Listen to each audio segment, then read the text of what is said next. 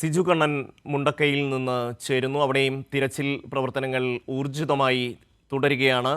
സിജു, നമുക്കിന്ന് രക്ഷാപ്രവർത്തനം സംബന്ധിച്ച വിശദാംശങ്ങൾ സിജുവും ജോഷിലയും നൽകി കഴിഞ്ഞു. ഇനി നമുക്കറിയേണ്ടത്, ഇന്ന് കുറേയധികം മൃതദേഹങ്ങളുടെ സംസ്കാരം നടക്കുന്നുണ്ട്.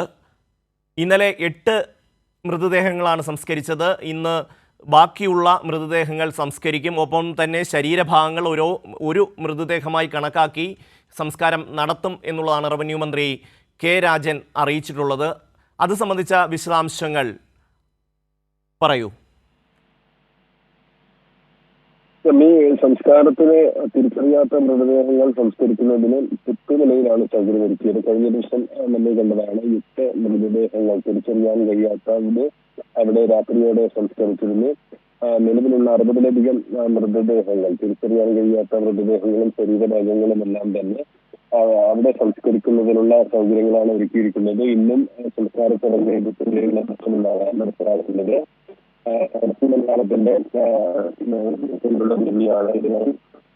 മലയാളത്തിന്റെ കയ്യിലുള്ള ഭൂമിയാണ് ഇതിനായി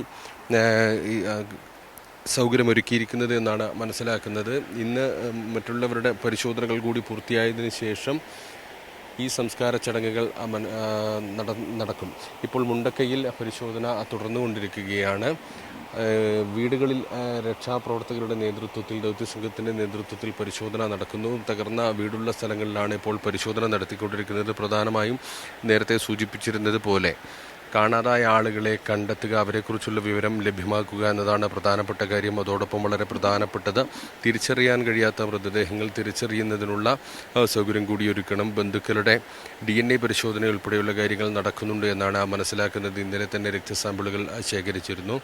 പ്രധാനമായും ഇന്നത്തെ രക്ഷാദൗത്യത്തിൻ്റെ ഭാഗമായുള്ള ഒരു ഘട്ടം എന്ന് പറയുന്നത് 7-ാം ദിവസം പിന്നിടുമ്പോൾ ഈ കാണാതായ 100-ലധികം ആളുകളെ കണ്ടെത്തുന്നതിന് ഏറ്റവും സാധ്യമായ വഴികൾ കണ്ടെത്തുക എന്നുള്ളതാണ്, അവരുടെ വിവരം ലഭ്യമാക്കുക എന്നുള്ളതാണ്.